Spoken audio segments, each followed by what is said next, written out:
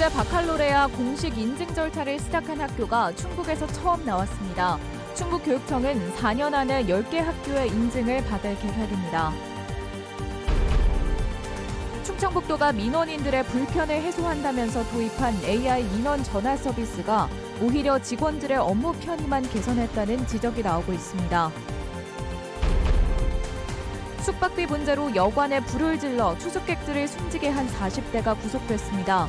당시 많은 비가 내려 큰 피해로 이어지진 않았습니다. 제천 청풍호반에 전국 최대 규모의 대관람차가 설치됩니다. 당장의 사업비 조달과 함께 차별화된 경쟁력 확보가 관건입니다. 여러분 안녕하십니까? 계속해서 뉴스데스크 충북 소식입니다. 국제 바칼로레아 IB 교육과정 도입을 추진 중인 충북에서 처음으로 공식 인증 절차를 시작한 학교가 나왔습니다. 공립대안학교인 단제고 역시 내년 봄 개교와 함께 IB 관심 학교로 등록할 예정인데요. 4년 안에 총 10개 학교를 IB 월드스쿨로 만들겠다는 것이 충청북도의 계획입니다. 이병선 기자입니다. 지난해부터 IB 연구 학교로 준비해온 청주 동주초등학교가 IB 본부에 관심 학교로 등록했습니다. 후보 학교를 거쳐 월드스쿨 인증까지 가는 3단계 과정 가운데 충북에서 처음으로 첫 발을 내디딘 겁니다. 국어, 수학 등 개별 과목을 따로 배우는 게 아니라 주제별로 과목이 섞인 IB 수업을 1년에 600시간씩 진행하게 됩니다. 모든 과목과 활동이 6가지 수학문적 주제로 재구성이 되어서 가르치고 배우고 있습니다. 교육감이 동주초를 방문해 마련한 학부모와의 대화에는 인근 5개 초중학교에서도 참여해 IB에 대한 높은 관심을 보였습니다. 혹시 사교육을 저희가 더 시켜야 되는 건 아닌지 교육감님의 견해가 궁금합니다. 상대적으로 IB가 도입이 돼 절차평가가 되면 부모들이 생각하는 사교육에 대한 걱정이 줄어들 것이다.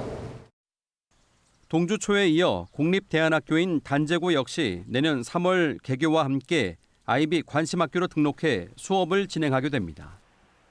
내년과 후년에 각각 8개교, 모두 16개 초중고가 관심학교로 등록해 인증 절차를 밟도록 한다는 계획입니다.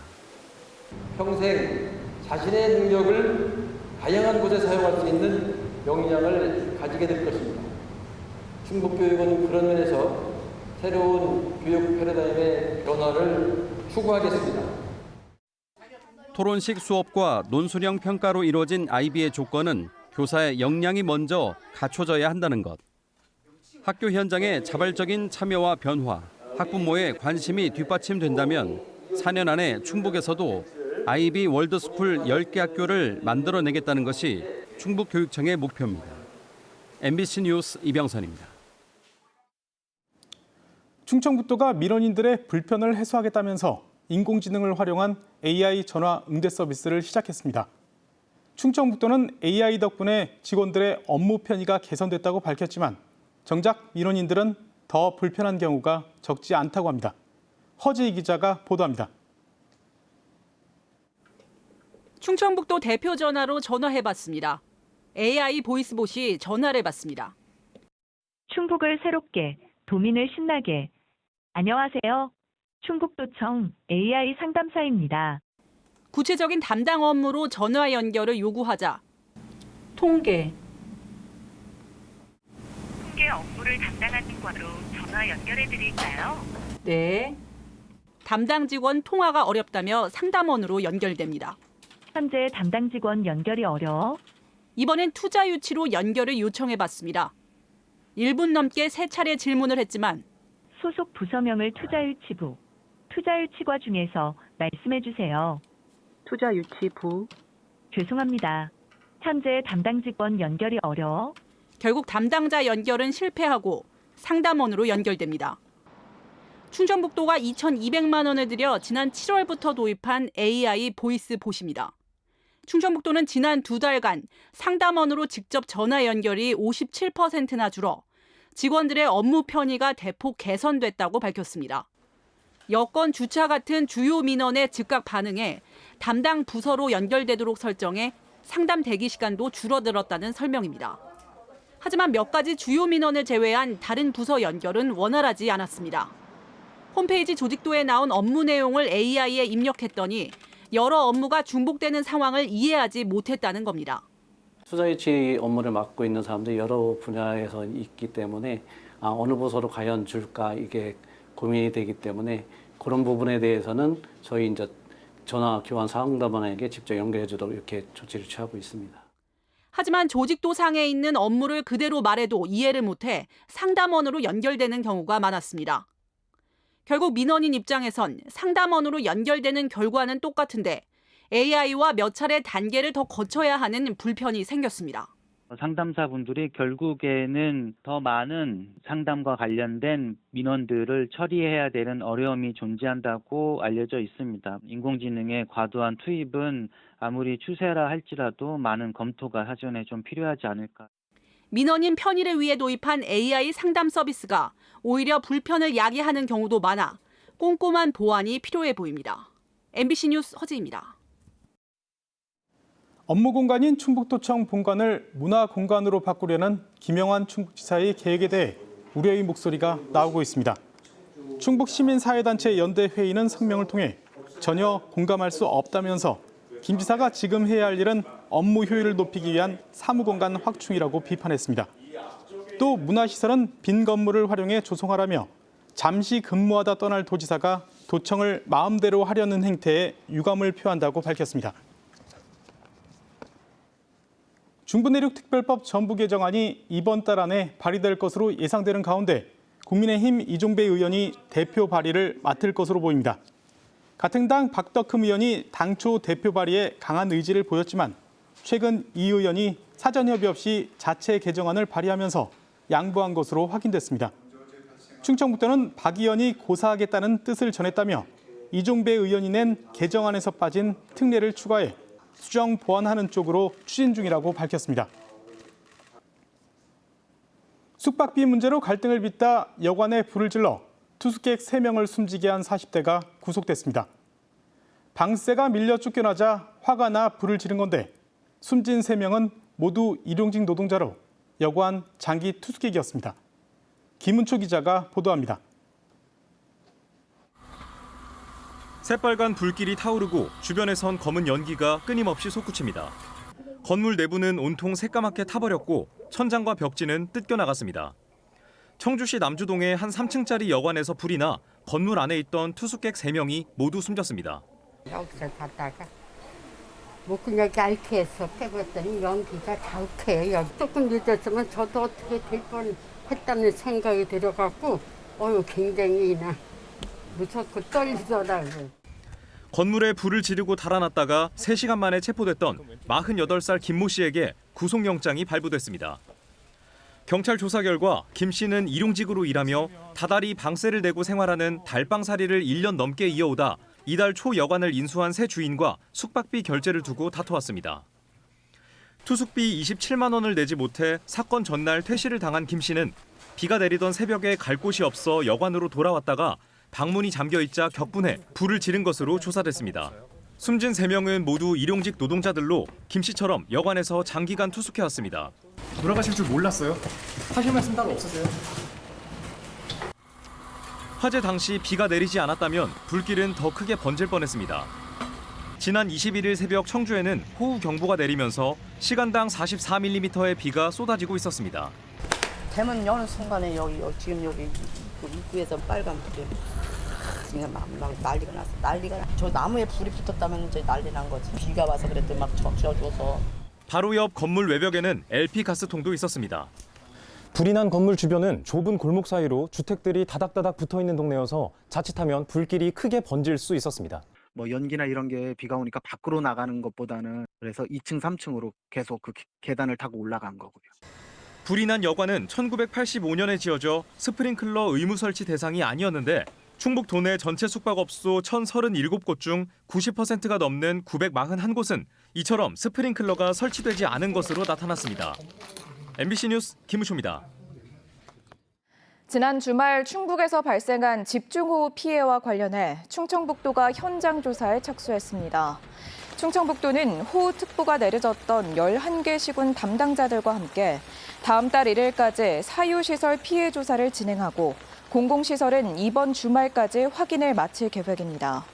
현재까지 집계된 이번 호우 피해는 벼 쓰러짐과 농경지 침수 등 농작물 32.3헥타르, 주택과 도로 침수, 낙석 등이 66건으로 현장 조사 이후 더 늘어날 전망입니다.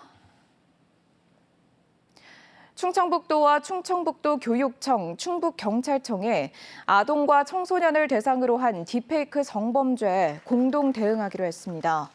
세 기관은 오늘 업무 협약을 맺고 딥페이크 성범죄 발생 시 정보를 공유하고 합성물 삭제와 차단을 위해 힘을 모으기로 했습니다. 이를 위해 교육청은 피해 신고센터를 운영하고 경찰청은 학교 전담 경찰관을 통해 특별 예방 교육에 나서기로 했습니다. 충청북도는 피해자 치유 회복 프로그램을 제공할 예정입니다. 제천시가 수려한 자연경관을 가진 청풍호반에 지역을 대표하는 랜드마크를 설치하겠다는 계획을 발표했습니다. 104m 높이의 대관람차인 청풍아이인데요. 다만 전국 곳곳에 비슷한 대관람차가 추진 중이어서 경쟁력을 갖출 수 있을지가 관건입니다. 이승준 기자가 보도합니다. 높이 104m 규모의 대관람차가 청풍호반에 들어섭니다. 바퀴 지름만 99m, 현재 국내에서 가장 큰 규모입니다. 6명이 동시에 탈 수 있는 캐빈이 60개, 한 바퀴를 도는 시간은 20-30분 정도입니다. 이른바 청풍아이입니다. 청풍호를 상징하는 새로운 랜드마크로 노후된 관광지 이미지를 바꾸기 위함입니다. 문화재 단지, 청풍호 케이블카 등 많은 관광시설이 저희 청풍 쪽에 입지하고 있습니다. 그리고 또한 연간 300만 명 이상이 방문하기 때문에 그런 이용객이나 수요 측면에서도 상당히 좋은 입지라고 생각합니다. 예상 사업비는 초기 투자비만 70억 원, 민간 자본 100%를 추진 중인데 먼저 사업비를 부담하고 기부 체납한 뒤 일정 기간 사업권을 갖는 방식입니다. 제천시가 무상 제공하는 부지에 대관람차와 부대 시설을 건립하게 되는데 사업비 조달을 어떻게 할지가 관건입니다. 투자비는 70억으로 이제 커버가 되겠지만 필요하면 정책 자금이라든가 이런 거 해서 2차로 또 아니면 또 다시 뭐 투자를 받는다든가 해서 저희들이 최종 목표는 200억을 지금 바라보고 있습니다.